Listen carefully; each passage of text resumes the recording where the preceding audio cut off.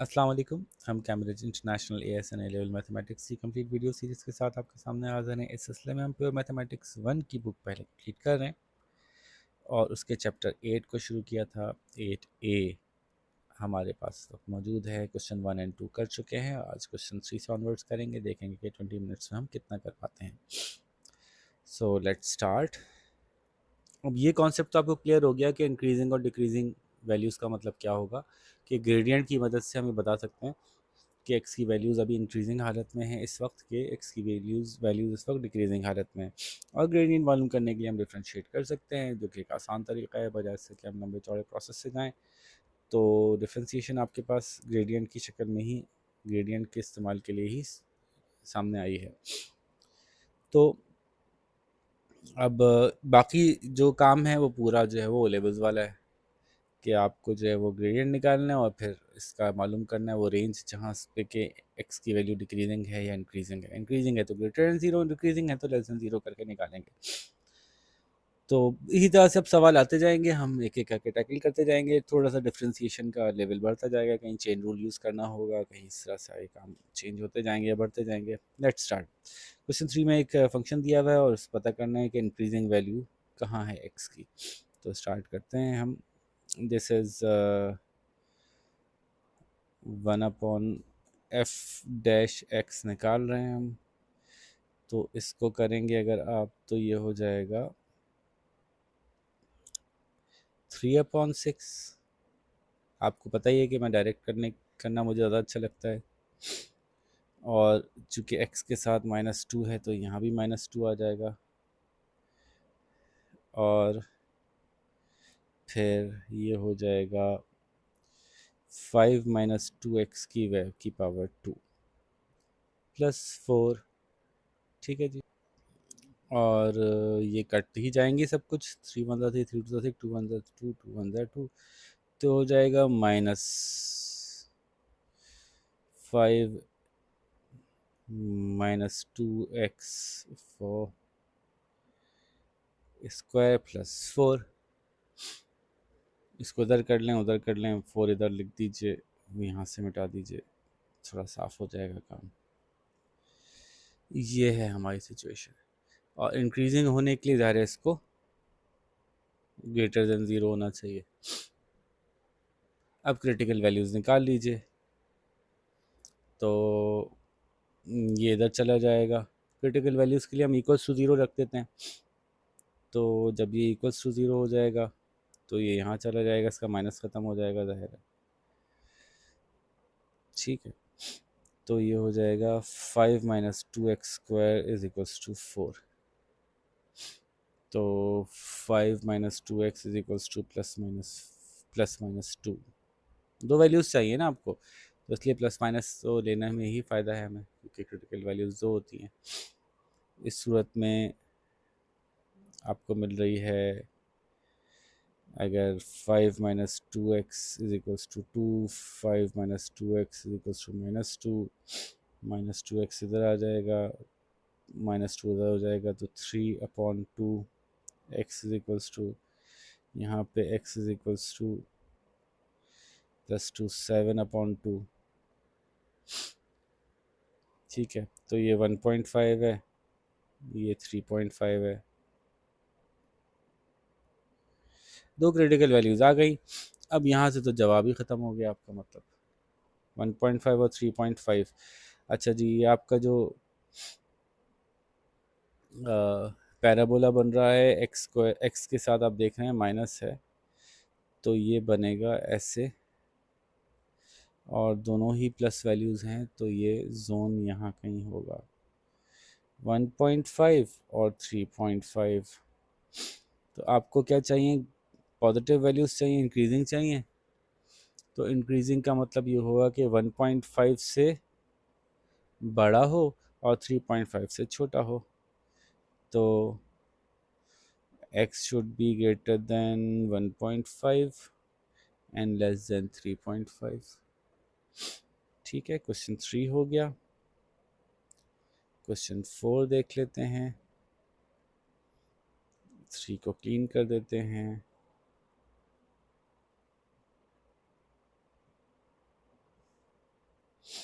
4 में फरमा रहे हैं एक फंक्शन दिया हुआ है, x की value equals to greater than 1 है। अब पहले तो आप एफ डैश एक्स निकालिए और determine whether F is an increasing function और अ डिक्रीजिंग फंक्शन और नाइदर। तो ये अटैक करते हैं इस सवाल के ऊपर। तो पहले तो हम इसको अपनी डिफ्रेंसिएशन की रेडी हालत में लेके आते हैं। So f of x is equals to 4 into 1 minus 2x की पावर -1। ठीक है, फिर इसको हम डिफ्रेंशिएट कर लेते हैं। F dash x is equals to 4 ये रहा, -1 यहाँ से आया, -2 यहाँ से आया और 1 माइनस 2x की पावर -2 हो गया। ठीक है, तो ये माइनस से माइनस कट गया, 4 2 ज़ार हो गया 8, -2 की वजह से इसको नीचे ले जाते हैं, 1 माइनस 2x की पावर 2। ठीक है जी, यहाँ तक तो बात क्लियर हो गई। अब ये देखिए कि ये हमारा ग्रेडियंट निकला है और x की जो भी वैल्यूज़ आप ले लें, ये ग्रेडियंट का आंसर पॉजिटिव ही आएगा। अब ये बताइए कैसे कह रहा हूँ मैं, क्योंकि 8 डिवाइड बाय समथिंग है। जब अब 8 तो नेगेटिव है नहीं, जब तक ये नेगेटिव नहीं होगा हमारा आंसर नेगेटिव नहीं आएगा। ग्रेडियंट ये नेगेटिव क्यों नहीं होगा, क्योंकि इसके पास स्क्वायर है। अंदर कुछ भी कर लें आप यहाँ पे लिख लीजिए -20, तो -20 अगर x की वैल्यू हुई तो 22 ज़ा 40, 40 और ये प्लस में हो जाएगा 41/8 या 8/41। तो डेसिमल में आंसर आएगा लेकिन होगा पॉजिटिव। ये आंसर माइनस में आ ही नहीं सकता क्योंकि इसमें x वाली वैल्यू के ऊपर आखिरकार स्क्वायर है। तो इसका मतलब है कि हमारा ग्रेडियंट हर x की हर वैल्यू के लिए पॉजिटिव होगा। ख़ास तौर पे जो इन्होंने वैल्यूज़ दी हुई हैं वो दी हुई हैं greater than 1, greater than equals to 1। तो 1 लगाएं, 2 लगाएं, 3 लगाएं, 4 लगाएं, कितना ही बड़ा लगाएं तो ये माइनस हो जाता है। फॉर एग्जांपल यहाँ पे आप 1 लगा दें तो 2 1 2 होगा, 1 माइनस 2 -1 होगा, स्क्वायर होके प्लस हो जाएगा। तो इसलिए हम ये कहेंगे कि as 1 minus 2x square will always be positive, f dash x will remain positive for all values of x। वैसे तो सारी वैल्यूज़ के लिए, लेकिन जो इन्होंने डोमेन दिया हुआ उसके लिए तो है ही है ट्रू। सो जब ग्रेडियंट पॉजिटिव होता है तो फंक्शन इंक्रीजिंग होता है। तो हमने कहा कि ये एक इंक्रीजिंग फंक्शन है। ये हमें क्वेश्चन नंबर 4 का मालूम हो गया। क्वेश्चन 5 भी सिमिलर है। आपको एक फंक्शन दिया हुआ है, बस फंक्शन कॉम्प्लेक्स कर देंगे, डिफरेंशिएशन थोड़ी सी मुश्किल कर देंगे, अदरवाइज तो अब सवाल एक ही जैसा है। एफ डैश एक्स मालूम करना है, बताना है कि इंक्रीजिंग फंक्शन है, डिक्रीजिंग है, कुछ नहीं। ठीक है, ग्रेटर देन 0, लेस देन 0 या इक्वल्स टू 0। तो शुरू करते हैं हम काम। पहले इसको डिफ्रेंशिएशन रेडी हालत में ले आएँ जैसे हम हमेशा करते हैं। सो इसको आप लिख सकते हैं f of x is equals to 5 x plus 2 की पावर -2 -2 x प्लस 2 की पावर -1। ठीक है जी, इसको डिफ्रेंशिएट कर लीजिए। आप चेन रूल से करना चाहें चेन रूल से कर लीजिएगा, मैं तो डायरेक्ट कर लेता हूँ। ये रहा 5, ये रहा -2, अंदर तो कुछ x के साथ कुछ है नहीं, और ये रहा x प्लस 2 की पावर -3, ये रहा -2, ये रहा -1, x के साथ कुछ है नहीं, तो x प्लस टू की पावर माइनस टू, तो ये हो जाएगा -10 x प्लस टू की power -3 minus minus plus two x plus two की पावर -2, नीचे ले जाएंगे इसको ताकि माइनस, इसको बल्कि इसको पहले लिख लेते हैं,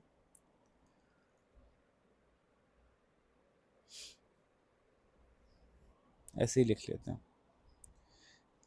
2/x प्लस टू की पावर -2 -10/x प्लस टू की पावर -2 नहीं सॉरी खाली 2 नीचे चला गया भाई, माइनस मिटा दो इसका, 2 और -3। ठीक है जी। अच्छा, अब इसको हम कुछ कर सकते हैं, थोड़ा सा आसान कर सकते हैं, क्योंकि डिसीजन मेकिंग के लिए ना ये थोड़ा सा डिफ़िकल्ट लग रहा है, तो इसको आसान करने, अच्छा ये भी माइनस नहीं था, फिर वही नीचे आ गया तो माइनस ख़त्म हो गया ना। डिसीजन मेकिंग के लिए आसान करने के लिए हमें इसको कॉमन निकाल लेना चाहिए, यानी एलसीएम ले लेना चाहिए। ये तब हो सकता है जब हम ऊपर नीचे मल्टीप्लाई कर दें इसमें मज़ीद x प्लस टू इसके साथ ना, x प्लस टू और x प्लस टू, तो ये मल्टीप्लाई होके हो जाएगा 2 into x plus two upon x plus two की power 3 minus 10 upon x plus two की पावर 3, ऊपर नीचे x प्लस टू से मल्टीप्लाई किया हमने ताकि x प्लस टू की पावर 3 हो जाए, इससे एलसीएम लेना आसान हो जाएगा, x प्लस टू की पावर 3 और ये हो गया 2x प्लस टू माइनस 10, तो इसको आप कह सकते हैं 2x minus 6 upon x plus two की पावर 3। ये हमारा ग्रेडियंट आया है, और हमें क्या मालूम करना था ग्रेडियंट में कि ये इंक्रीजिंग है कि डिक्रीजिंग है कि क्या है, और इसकी सिचुएशन हम ऐसे निकाल सकते हैं। अच्छा, अब हमारे पास ग्रेडियंट तो आ गया, ये मालूम करना है कि इंक्रीजिंग है कि डिक्रीजिंग है या इक्वल्स टू ज़ीरो है। तो आपको पता इन्होंने बताया ग्रेटर देन ज़ीरो वैल्यूज़ हैं डोमेन में हमारे पास सारी, ग्रेटर देन ज़ीरो वैल्यूज़ का मतलब है 1 2 3 4 5, अगर यहाँ देखिए तो 1 2 3 4 5 6 7 8 9 10 कुछ भी होता है, इसका आंसर तो पॉजिटिव रहेगा। तो अब ये तो आउट ऑफ क्वेश्चन हो गया, इसको देखने की ज़रूरत नहीं है, इसकी वजह से तो नेगेटिविटी नहीं आएगी। यहाँ देख लीजिए, फॉर एग्जांपल अगर 1 आता है तो 2 1 ज़ा 2 माइनस 6 इज़ -4, तो पूरी वैल्यू माइनस माइनस में चली जाएगी।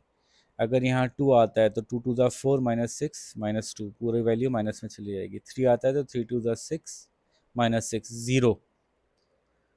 तो आप देख लीजिए कि हमारे पास जो जो फंक्शन की वैल्यू है वो क्या है, वो शुरू की कुछ वैल्यूज़ के लिए जो उन्होंने दी, क्या क्या दी, ग्रेटर देन ज़ीरो ना, तो 1 और 2 के लिए ये नेगेटिव वैल्यूज़ आती हैं तो डिक्रीजिंग फंक्शन है, 4 ऑनवर्ड्स ये इंक्रीजिंग फंक्शन है। ठीक है, अब इसको आप लिखेंगे कैसे, ध्यान में रखिएगा कि आप ये बात बताएंगे कि एज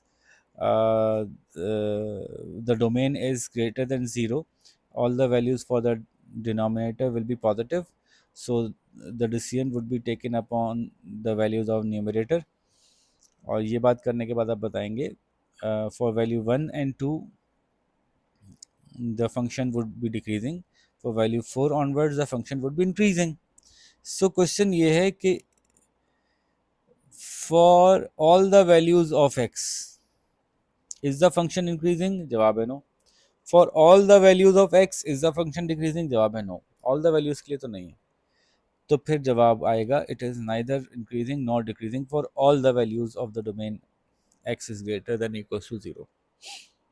ठीक है जी, तो ये हमारा एक इंटरेस्टिंग सा क्वेश्चन हो गया। नेक्स्ट क्वेश्चन देखते हैं, टाइम कितना है हमारे पास, टाइम है अभी 6, देखते हैं। ये शो कीजिए कि इंक्रीजिंग फंक्शन है, यार ये तो आसान सवाल दे दिया बीच में इन्होंने। देखिए मैं इसको आसान क्यों कह रहा हूँ, क्योंकि अभी ये सामने ही नज़र आ रहा है ना कि इसको आप डिफ्रेंशिएट करेंगे। तो पहले तो आप इसको डिफ्रेंशिएशन रेडी फॉर्म में लाएंगे, x² - 4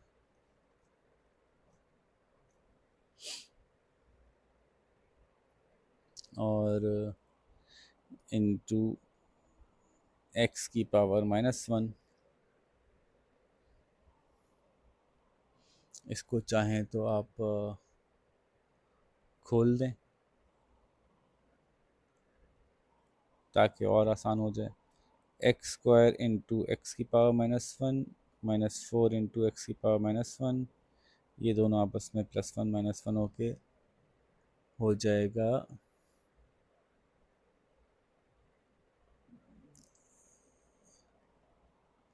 x-4x⁻⁻1। अब इसको f' निकाल लीजिए, यानी इसका ग्रेडियंट निकाल दीजिए। तो हो जाएगा x⁻⁻1 -1 -4 +4x⁻⁻2। तो ये हो जाएगा, नहीं देखें गलती कर दी, ये भी कभी कभी हो जाती है। x की पावर पहले 1 थी, 1 - 1 0 होती है, तो ये हो जाएगा x⁻0 1 होता है +4/x²। ठीक है, ये हमारा ग्रेडियंट आ गया और हमें निकालना है कि क्या है, इंक्रीजिंग फंक्शन है। देखिए अगेन, चूंकि इसमें जो वेरिएबल है वो सिर्फ x है और x के ऊपर स्क्वायर लगा हुआ है, तो x की कोई भी वैल्यू होगी वो पॉजिटिव हो जाएगी और उसके अलावा यहाँ कोई नेगेटिव टर्म नहीं है, तो किसी भी सूरत इसका आंसर नेगेटिव में नहीं आएगा। This is why this is a increasing function. फिर 6 हो गया, यहीं कर लिया हमने। इसको क्लीन करते हैं और 7 पे चलते हैं। टाइम कितना है हमारे पास? अब ये सवाल है कि हम 7 8 9 साथ ही कर लें, इसी में वीडियो ख़त्म कर लें। तो चलें इस दफ़ा ये कर लेते हैं, थोड़ी सी लंबी होगी वीडियो, लेकिन इस वीडियो में तीनों सवाल सॉल्व, मतलब सारे सवाल ही सॉल्व हो जाएंगे। A function f is defined, find an expression and explain why F is an increasing function. Again ये वही सवाल है, तो मैं इसको जल्दी कर लेता हूँ ताकि आपको का टाइम बच सके। लीजिए जी, ये सॉल्व हो गया। आपने इसका ग्रेडियंट निकाला, वो ये आ गया, इसमें तो कुछ था ही नहीं करने को, और इसमें वैल्यूज़ ग्रेटर दैन ज़ीरो दी हुई है, तो ग्रेटर दैन ज़ीरो के वैल्यू, हर वैल्यू के लिए पॉजिटिव ही रहेगा पूरा का पूरा फंक्शन। तो ये बात तो वैसे ही साबित हो गई। अचानक से बीच में कोई आसान सवाल दे देते हैं, फिर एकदम से मुश्किल दे देते हैं। क्वेश्चन नंबर 8 स्टडी कर लेते हैं, फिर मैं इसको रिजॉल्व करके आपके पास आता हूँ। For values of greater than 8x equals to greater than 0 show that it is a decreasing function. तो इसको पहले हम वही डिफ्रेंशिएट कर लेते हैं, तो फिर हम इसको देखते हैं कि डिक्रीजिंग क्यों है। तो देखिए हमने इसको डिफ्रेंशिएट किया और हम यहाँ तक आ गए, ये हमारे पास f'(x) आ गया। यहाँ पे भी मैं तो रिजॉल्व कर सकता हूँ, आप चाहें तो इसको एलसीएम लेकर इस तरह से कर लीजिए। देखिए अगर, क्योंकि ग्रेटर दैन ज़ीरो वैल्यूज़ लिए ना सारी, तो आप देखिए यहाँ पे कि हम, ये देखिए ग्रेटर दैन ज़ीरो ली हुई है, तो हम जो है वो अगर इस पर 1 डालते हैं तो 2 1 2 हो जाएगा, -2, ये -2 रहेगा, ये -8 रहेगा, ये 1 आ जाएगा, तो ये माइनस में रहेगी फिगर। अगर हम यहाँ पे 2 डालते हैं तो 2 4 हो जाएगा, ये -8 रहेगा, और एक्स की वैल्यू कुछ भी हो, एक्स की वैल्यू कुछ भी ले लें, पॉजिटिव, +2 3 4 5 6 20, ये इसको डेसिमल की तरफ लेके जाएगा, इसके माइनस को नहीं चेंज कर सकता। इसके माइनस को ये तब चेंज कर सकता है जब एक्स की कोई माइनस वैल्यू होती। एक्स की आप माइनस वैल्यू नहीं ले रहे, तो इसलिए ये माइनस चेंज नहीं हो सकता। ये बात समझ आ रही है? और एक्स की कितनी भी बड़ी वैल्यू ले लें, ये भी टर्म को पॉजिटिव नहीं बनाएगा ये, क्योंकि इसके साथ माइनस लगा हुआ है। एक तो ये पहले ही माइनस है, एक्स की जितनी बड़ी वैल्यू देते जाएंगे ये भी माइनस है, और चूंकि नीचे जो एक्स है वो पॉजिटिव है, तो इसकी वजह से कभी ये कैंसिल आउट नहीं होगा इसका माइनस। ठीक है, तो आप कहेंगे इसको लिखेंगे कैसे सर? तो मैं बताता हूँ आपको कि इसको आपने एक्सप्लेन कैसे करना है।